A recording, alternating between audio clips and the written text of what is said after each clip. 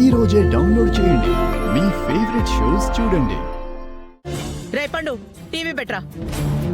వ్యభిచారం కేసులో అరెస్ట్ అయిన Bihari group of companies new CEO Kanaka Mahalakshmi.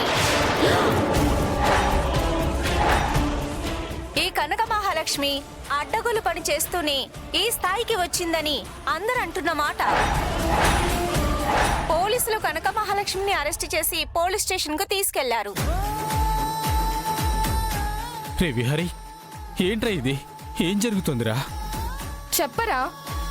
అక్కడికి ఎందుకు వెళ్తారు? ఏమో, సీఈఓగా మీరిచ్చే జీతం సరిపోవట్లేదేమో. సహస్రా,